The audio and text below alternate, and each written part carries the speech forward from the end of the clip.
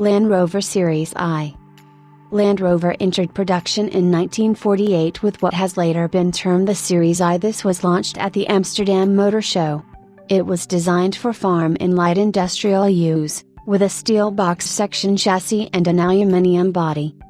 Originally the Land Rover was a single model offering, which from 1948 until 1951 used an 80-inch, 2.03 meters, wheelbase and a 1.6-liter petrol engine producing around 50 bhp, 37 kilowatts, 51 PS. The 4-speed gearbox from the Rover P3 was used, with a new 2-speed transfer box. This incorporated an unusual 4-wheel drive system, with a freewheel unit, as used on several Rover cars of the time. This disengaged the front axle from the manual transmission on the overrun, allowing a form of permanent 4WD. A ring pull mechanism in the driver's footwheel allowed the freewheel to be locked to provide more traditional 4WD. This was a basic vehicle. Tops for the doors and the roof, canvas or metal, were optional extras. In 1950, the lights moved from a position behind the grille to protruding through the grille. From the beginning it was realized that some buyers would want a Land Rover's abilities without the Spartan interiors. In 1949, Land Rover launched a second body option called the station wagon, fitted with a body built by Tickford, a coach builder known for their work with Rolls-Royce and Legenda. The bodywork was wooden framed and had seating for 7 people. Tickford was well equipped in comparison with the standard Land Rover, having leather seats, a heater, a one-piece laminated windscreen, a tin-plate spare wheel cover, some interior trim and other options. The wooden construction made them expensive to build. The Tickford was taxed as a private car, which attracted high levels of purchase tax unlike the original Land Rover. As a result, fewer than 700 Tickfords were sold, and all but 50 were exported. In 1952 and 1953, a larger 2.0-liter petrol engine was fitted. This engine has Siamese bores, meaning that there are no water passages for cooling between the cylinders. During 1950, the unusual semi-permanent 4WD system was replaced with a more conventional setup, with drive to the front axle being taken through a simple dog clutch. Around this time the Land Rover's legal status was also clarified. As mentioned above, the Land Rover was originally classed as a commercial vehicle, meaning it was free from purchase tax. However, this also meant it was limited to a speed of 30 miles per hour, 48 kilometers per hour, on British roads.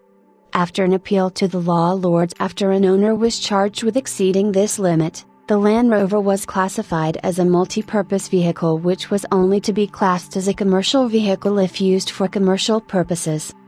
The 1954 model year brought major changes.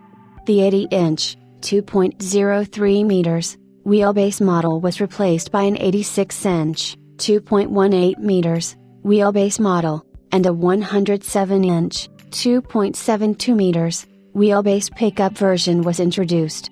The extra wheelbase was added behind the cab area to provide additional load space. In mid-1954 the spread-bore petrol engine was introduced, from engines 5710XXXX, allowing better cooling between the cylinders. This had been introduced in the Rover car the year before. The engine was modified again in 1955, from engine 1706XXXXX, sometimes known as the later spread-bore. September 1955 saw the introduction of the first 5-door model, on the 107-inch chassis known as the station wagon with seating for up to 10 people. The 86-inch station wagon was a 3-door, 7-seater. The new station wagons were very different from the previous Tickford model, being built with simple metal panels and bolt-together construction instead of the complex wooden structure of the older station wagon. They were intended to be used both as commercial vehicles as people carriers for transporting workmen to remote locations, as well as by private users. Like the Tickford version, they came with basic interior trim and equipment such as roof vents and interior lights. The station wagons saw the first expansion of the Land Rover range. Station wagons were fitted with a safari roof which consisted of a second roof skin fitted on top of the vehicle. This kept the interior cool in hot weather and reduced condensation in cold weather.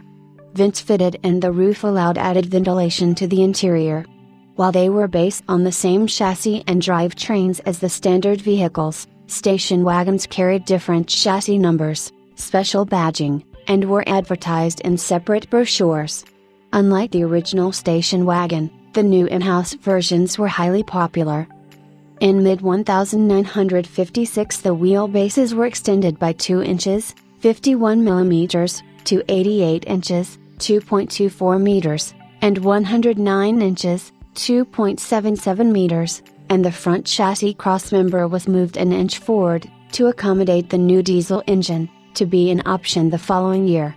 This change was made to all models with the exception of the 107 station wagon, which would never be fitted with a diesel engine, and would eventually be the last Series I in production. These dimensions were to be used on all Land Rovers for the next 25 years. In 1957 a brand new 2.0-liter diesel engine was introduced that, despite the similar capacity, was not related to the petrol engines used. The petrol engines of the time used the rather outdated inlet over exhaust valve arrangement, the diesel used the more modern overhead valve layout. This diesel engine was one of the first high-speed diesels developed for road use, producing 52 horsepower, 39 kilowatts, at 4,000 revolutions per minute.